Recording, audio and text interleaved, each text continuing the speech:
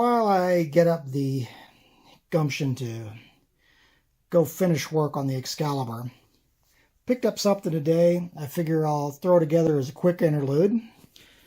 That being the Lando Calrissian version of the Millennium Falcon from Solo: A Star Wars Story. This one is roughly the same scale as the previous build and play version, and packs about as much detail.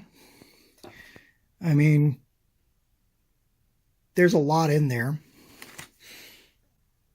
Of course, you've got the speaker for the sound, and no landing gear wells to speak of. But I would point out a couple of things that differ.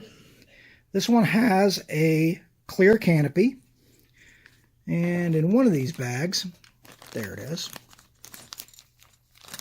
actually has a cockpit. And considering how this kit's supposed to be, its intended purpose, I should say, I'm actually surprised. Detail-wise, I'm not surprised, because this is about the same detail level as is in the previous kit. I don't expect build time to take a lot, so I'll get to it.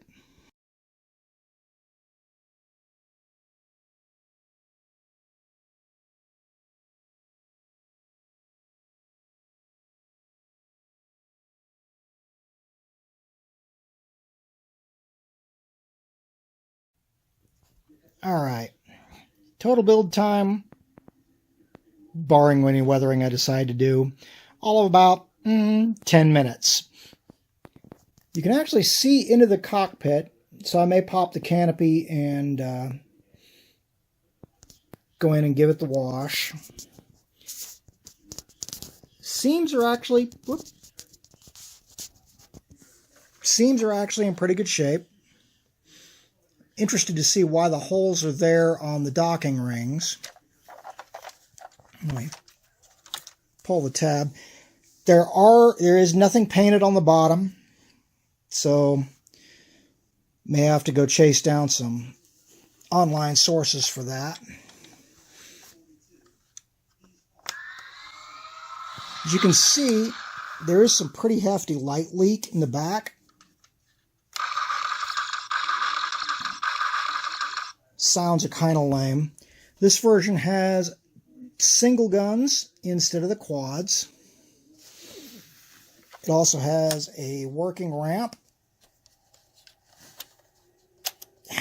assuming I can get my big fat thumb to work it.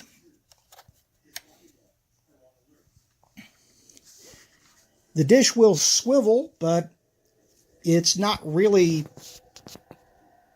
in that good a spot. I mean, like I said, it'll swivel, but it's kind of designed to be just static like there. Front piece will come off, but all in all, it's a good start.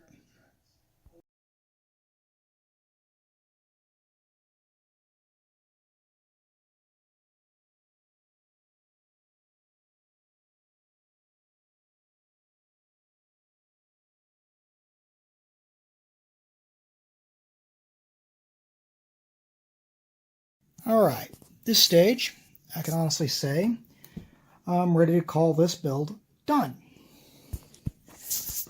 I've gone in, and with a liberal use of black washing and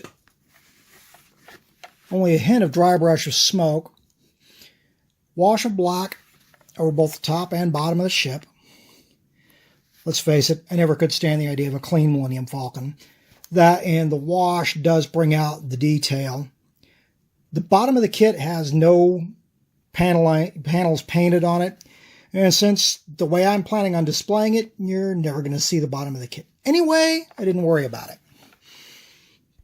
I don't know how well it's showing up there, but I did put a wash and wipe it off on the inside of the cockpit. And, all in all, let me flip the sound back out. All in all, I'm actually happy with how this little guy turned out. It's a really quick little build. And even counting the time it took to wash and dry brush and wipe all the excess of the wash off, you're still looking, this is about an hour's worth of work.